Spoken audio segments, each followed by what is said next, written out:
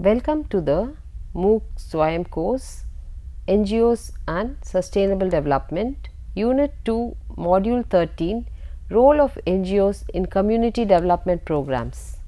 Learning Objectives.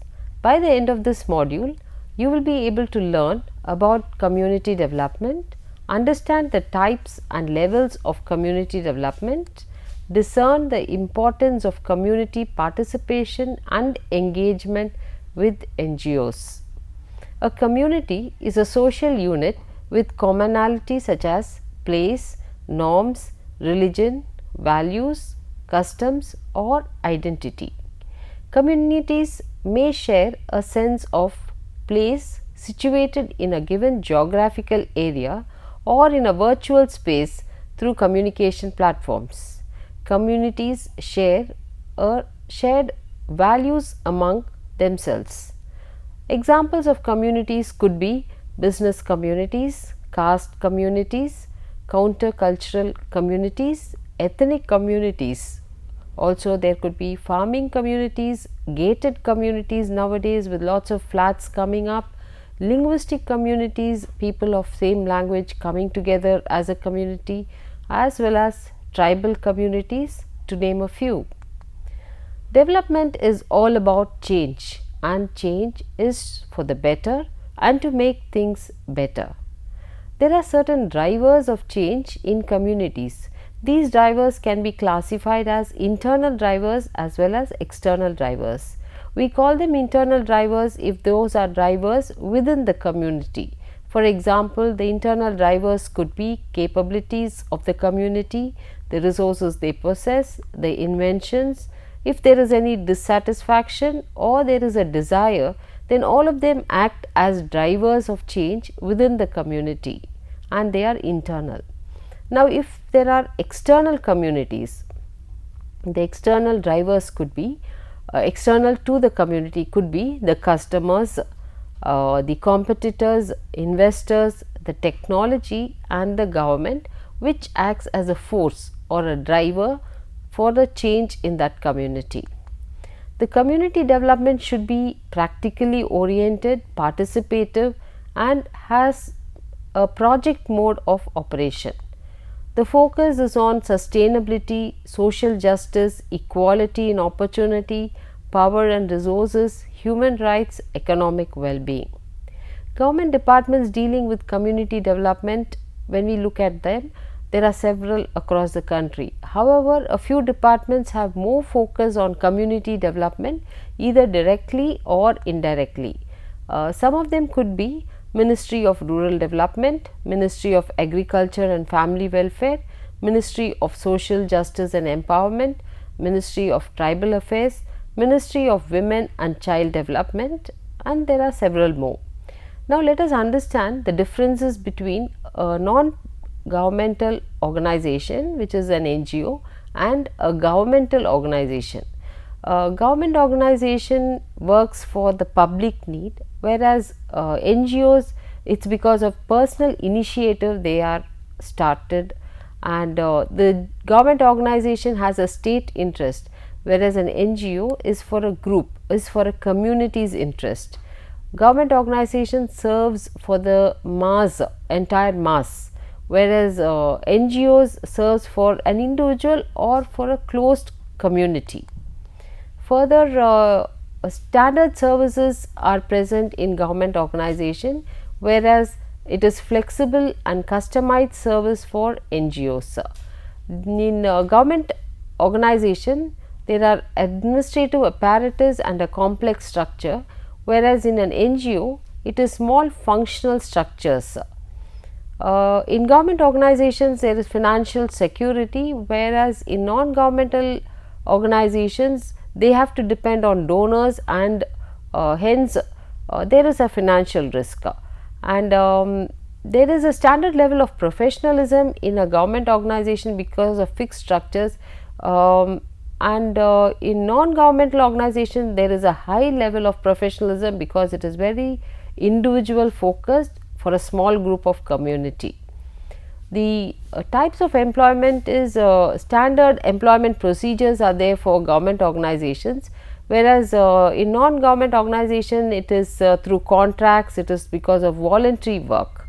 And in government organizations, standard prices are fixed for the services rendered, whereas in NGOs it is flexible price for the services rendered. In government organization there is strict adherence to regulatory requirements, while in NGOs there are non-standard ideas and experiences. Further, in government organization it is institution, whereas in NGOs it is autonomy, sometimes it is individual based. And government organization there is rationality in all the decision making and hence there is efficiency, whereas in NGOs it is spontaneity and imagination that runs the NGOs.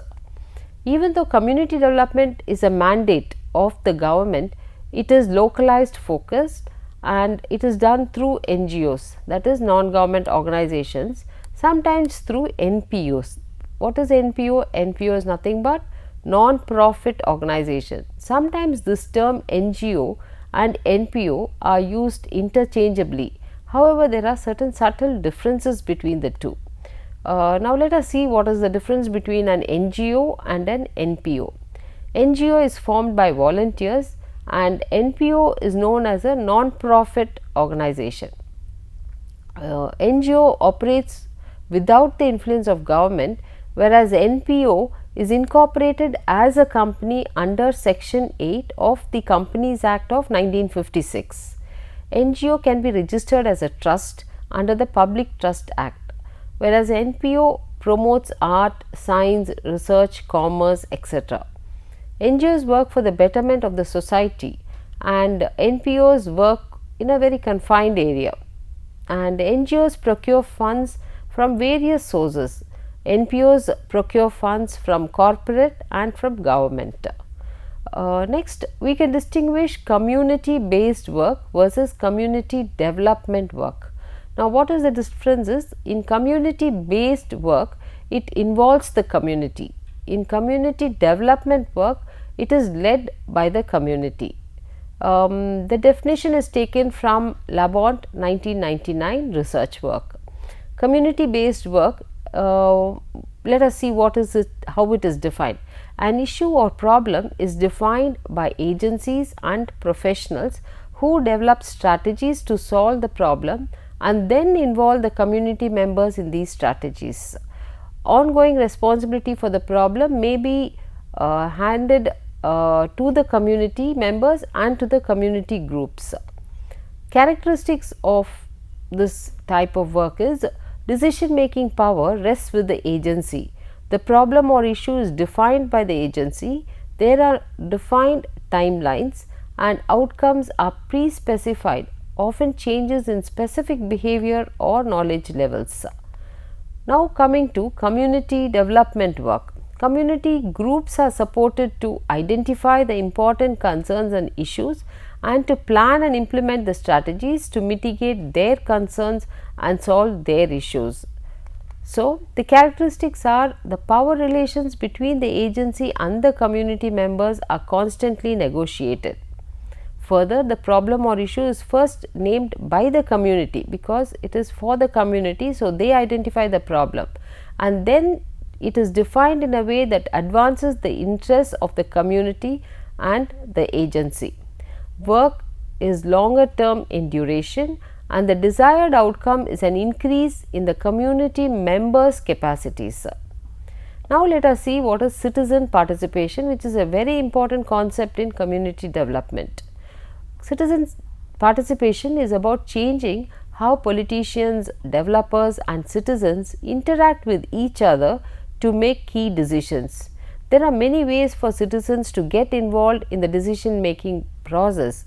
Here in our context, wherever citizen is mentioned, it means community members who act as citizens. So, many methods have been tried and a few ideas are presented. Good participation by the community is the basis for a sound democracy. So, when people get involved in the political life, they feel they need to be responsible to what all is happening in the society and in the environment. So, citizen participation is similar to this. The people become involved in the development of the community with a heightened sense of ownership and engaging themselves for a longer period of time, building and strengthening the trust in the decision makers over time. People participation is the key success factor for any community development project. It has to be handled carefully. Sherry Einstein proposed the ladder of citizen participation, and this model was proposed by Sherry in 1969. This model is most widely referenced and an influential model in the field of democratic public participation. So, it talks about citizen participation, which is community members' participation and their level of participation. So, Einstein's ladder of citizen participation is explained here for better understanding of community members' participation and engagement in the community development programs. To understand how empowered public institutions and officials who deny power to citizens, to local leaders and to organizers and facilitators public engagement and participation, this model will be very useful and it will make us understand how we need to progress. Einstein's penetrating no nonsense approach and even a pugnacious analysis was presented way back in 1969 and it is relevant even today. Citizen participation in democratic processes requires the redistribution of power if it is to be truly genuine and participative. Without redistribution of power, it is empty and is a frustrating process for the powerless. So, community members and the NGOs have to sit together and understand who is responsible for what. Sometimes government also has to get involved and the redistribution of power needs to take place for participation to be effective. According to Einstein, citizen participation is citizen power. Participation is the cornerstone of democracy. Without proper allocation of power in the form of money or decision making authority, there will be no real participation. It is a strategy by which the have-nots, people who do not have, join in determining how information is shared, goals and policies are set, tax resources are allocated, programs are operated, etc. It is a mechanism by which they can induce significant social reform which enables them to share the benefits of the affluent society. Einstein's typology of citizen participation is presented as a ladder, with each ascending rung representing increasing levels of citizen agency, control and power. In addition to the 8 rungs of participation, Einstein includes a descriptive continuum of participatory power that moves from non-participation on one end, that is no power, to degrees of tokenism where there is counterfeit power, a namesake power, to degrees of citizen participation, which means complete actual power. So, it goes from one extreme to the another. So, this figure explains the ladder and the ladder of citizen participation, where Einstein presents how it varies from non-participation to actual participation, and within each of this, within non-participation there are 2 types, that is manipulation and therapy. Counterfeit power is a namesake power, which is a tokenism power, where she talks about informing, consultation and placation, and actual citizen power is where the real power is distributed or given to the community members, to the citizen, wherein we have 3 types: partnership, delegated power and citizen control. Now, let us see each of this in detail. Manipulation. Manipulation occurs when public institution, officials or administrators mislead citizens into believing they are being given the power in a process that has been intentionally manufactured to deny them the power. It is an illusion, it is an illusory form of participation. It is like people are placed on rubber stamp advisory committees or advisory boards for the purpose of educating them or engineering their support. The bottom rung of the ladder signifies the distortion of participation by the power holders. The second type is therapy. Participation as therapy occurs when public officials and administrators assume that the powerlessness is synonymous to mental illness. They create a pseudo participatory programs that attempt to convince citizens that they are part of the decision making process, when in actual it is the institutions and the existing policies that are creating the problems for the citizens, and hence they take the decisions. What makes this form of participation so unfair is that citizens are engaged in extensive activity. However, the focus of it is on making them feel that they are participating and not actually giving them the decision making capacity or the power. The third level is informing. Einstein states that informing citizens of their rights, responsibilities and options has to be the most important first step towards legitimate citizen participation. However, if proper feedback is not provided, it will only be a one-way flow of information from officials to the citizens, and all meetings will become a mode of communication discouraging questions or giving irrelevant answers. In informing situations, citizens are intimidated by futility, legalistic jargons that the officials or the power holders use, and the prestige of the people holding the power, the mannerisms. All this puts away the citizen or the community member at a disadvantage, and hence they are not actually taking part in the process. The fourth is consultation. Einstein notes that inviting citizens' opinion, like informing them, can be a legitimate step towards their full participation. However, when consultation process does not include all the modes of participation, then this cannot be considered as true consultation. This is because it does not offer an assurance that citizen concerns and their ideas are considered. The most frequent methods for consulting people may include considering opinion surveys or attitude surveys, having neighborhood meetings, small group meetings, and having a public hearing. So, all this will indicate that citizens are consulted in the process of decision making, and hence they are participating. When power holders restrict the input of citizens' ideas solely to consultation, then it is considered that it is just a preliminary type of participation. People are primarily perceived as statistical abstractions, and participation is measured by how many come to the meeting or answered a questionnaire. What citizens achieve in all this activity is that they have participated in the process of participation, but not actually participated in the decision making.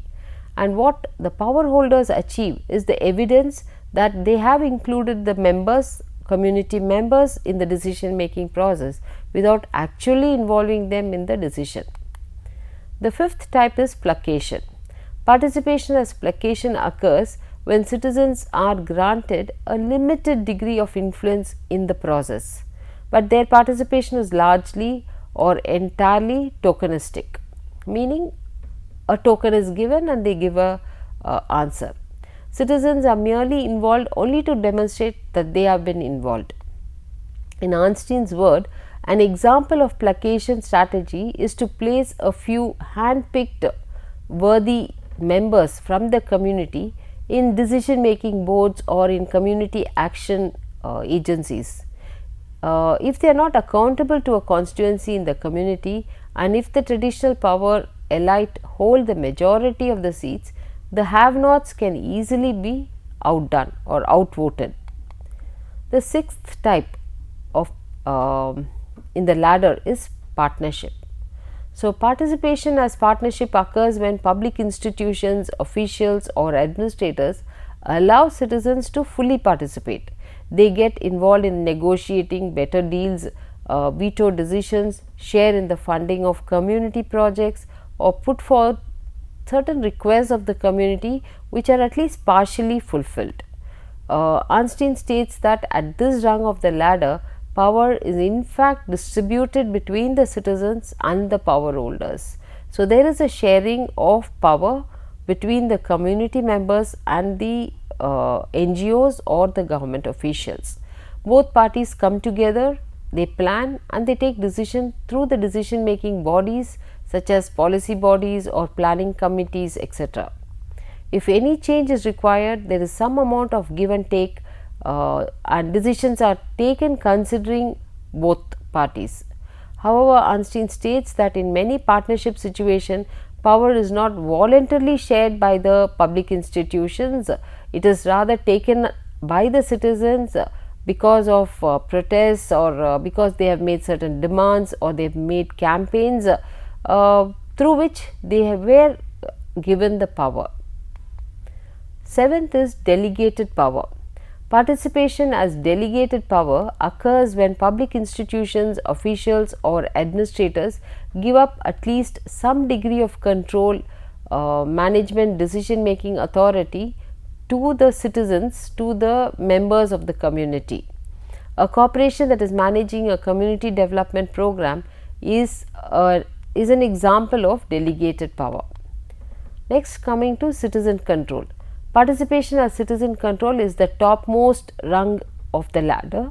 As per Einstein's word, when participants or residents can govern a project or a program or an institution, then they are in full charge in terms of framing policies, taking care of the management of the project, and hence they are in complete control of the program. So, it is called the citizen is controlling the situation. In citizen control situations, for example, public funding would flow directly to the community organization, and that organization will have full control over how that funding has to be utilized. However, there are certain limitations to this model. Some of the limitations include they cannot adequately represent the layered complexity and the fluctuating power dynamics that are typically in play in the real world participatory situations. The second limitation is the tendency is to interpret the lower levels as universally negative or worse than, and higher levels are universally positive or better. However, the situation may not always be true. Sometimes the lower levels in the ladder may be positive in some circumstances, and similarly the higher levels in the ladder such as citizen control may be negative in certain situations. So, these are the limitations of this model. Einstein's ladder is a model of understanding how the degree of citizen participation can help and affect the public perception of legitimacy, authority and good governance. It presents different levels of public participation, with the most desirable form of participation found as we move up the Einstein's ladder of citizen participation. It is clear from the picture that citizen control is considered the topmost level of participation. Everyone understands collaborative approach is good, but we need to take into consideration that the type of citizen engagement which works for a coastal community may not be the best strategy for a citywide engagement community. So, this indicates that the topmost level of the ladder, that is citizen control, is very valuable, but we need to be very realistic to understand the type of participation that would work well for a community when NGOs are considering to take in the type of participation in their process. It is found that 71% of people expect to be regularly updated about the planning issues in their community. Their expectation includes accessibility, that is involving the use of a mix of channels to suit that community needs which is appropriate to that community, and the community members are accessible to the information of the projects that is going on, the programs that is going on in their community. Transparency, making sufficient information readily available to the members of the community, and timing and process is presenting a statement of community needs, ensuring the community development process is carried out in a continuous manner, and it is on time and the process is iterative so that efficiency is maintained. Now, let us see participation. In community development, participation refers to the full involvement and leadership of community members in planning, developing, delivering and evaluating community actions or initiatives. Scott Davidson developed the wheel of participation with the South Lanarkshire Council to define and encourage the levels of citizen participation for community planning and development. It is an innovative approach to conceptualize the various dimensions of communication and engagement process. The South Lancashire Council developed a wheel. Under this scheme, one moves from the extreme of no community input, with the council taking all the decisions through consultation and participation, to citizen empowerment on the other extreme, where the community makes their own decisions on issues that affect them. So, participatory development is an important approach for people oriented development that emphasizes raising the quality of participation in local communities as a step towards realization of self-reliant, sustainable development and social justice.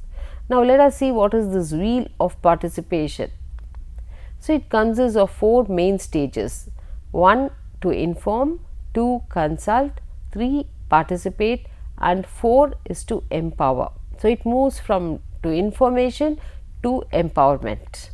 So, under information there are 3 stages, which is minimal communication, limited information and high quality information. Minimal communication is when the council is deciding on all matters by itself without community consultation, except when it is legally required, that is, where professional judgment is used or a political decision is made and the public hear of it after the event via the minutes of the committee meeting. Limited information is telling the public what you want to tell them, not what the public wants to know. The third type is high quality information, providing information that the community wants and or needs.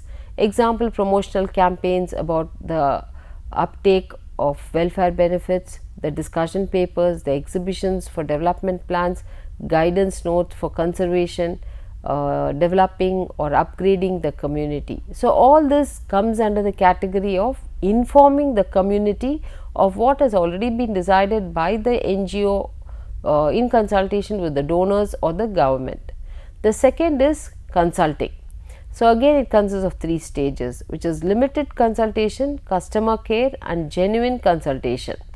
So, in this type of participation, in limited consultation, the NGOs provide information in a limited manner with the community, so that they just respond to a limited extent. For example, placing a notice in the press regarding the planning or the licensing application. Next is customer care, having a customer care oriented service, introducing a customer care policy or providing a complaint or a comment scheme, where we provide a forum where we try to consult with the community members on what is it they want. The third is genuine consultation.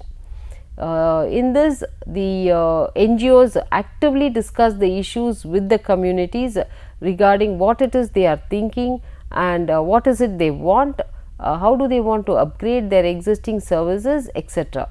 So, actual consultation, genuine consultation happens, and based on the consultation, the information is gathered, decision is taken by the NGOs. The third stage of participation is participate. Again, in participate there are 3 stages: effective advisory body, partnership, limited decentralized decision making. So, in participate we are slowly moving on to the stage where we involve the community members in the decision making process. So, first is effective advisory body. We invite communities to draw up proposals for the council's consideration. Example, planning for real citizen juries, disability forums, etc. The second type is partnership, solving problems through partnership with communities, where the NGOs and the community gets into a partnership mode and tries to solve the issues. The third is there is a limited amount of decentralized decision making. So, the community is given a certain amount of power to take decisions, and they are involved in the participation. The entire decision is not taken by the community, but community is given power to take decision in certain domains. Next, coming to the fourth stage, which is empower. Empower is like complete participation of the community members. You are empowering the members. So, in empowering we have three, which is delegated control, independent control and entrusted control. So, it is like the control has moved from no control to complete control given to the community members. Delegated control is delegated limited decision making powers is given to a particular community. Independent control, the council may be obliged to provide a service, but chooses to do so by facilitating the community groups or agencies providing that service on their behalf. So, control is given for certain domains, complete control. So, independently they can take charge. The last is the topmost, which is entrusted control. So, entrust the community with the full decision making powers on the project. Now, let us see the benefits of such participation by the community members in the project for the community development work. So, the benefits are, it promotes a sense of belongingness among the community members. There is better health and well-being. They are able to set their own goals and improve the skills of the community. It gives a purpose and a sense of contribution at the end of the day. They are able to adapt and develop new skills, and there is acceptance and recognition of the projects that has been administered in their community. It increases the social network and it enhances social support. So, it is very important to recognize that community development is a practice with a well developed theoretical framework. Community development practitioners should be familiar through training or experience with the theory, practice and principles of community development work. In saying this, it is important that community development practitioners have an effective and a respectful relationship with the communities they are working with, and sometimes the ability to be able to build these relationships with the community is the most important aspect for a worker in the NGO than having a community development qualification, a degree. In these instances, it is important that the worker is supported by someone who has a good understanding of the community development theory and practice to make community development projects successful. Now, let us see a few questions and answers related to our topic. Question 1. What are the 5 principles of community development? Answer. While there are many ways to approach community development, simplified, we can think of community driven development as being based on the concepts of participation, transparency, barrier removal, accountability, local power and enhanced capacity. Question 2. What are the 12 community development processes? Community development processes encompasses issues related to neighborhood planning, citizen participation, grassroots organizing, housing, economic development, social welfare, public safety, health, education, recreation, environment and also other aspects of community life. Now, let us see the third question. What are the components of community development? Community development usually has 3 major elements. 1. Community members' well-being or welfare involving both material sufficiency and non-economic aspects of living such as health and education. The second element is resource development involving increased production and efficiency. And the third element is organizational development involving maintenance and creation of social and economic structures through which members of the community may channel their energies for the betterment of community living. So, to summarize, in this module We have learnt about community development, understood the types and levels of participation by community members in community development projects, discern the importance of community participation and engagement of the community with the NGOs. Thank you.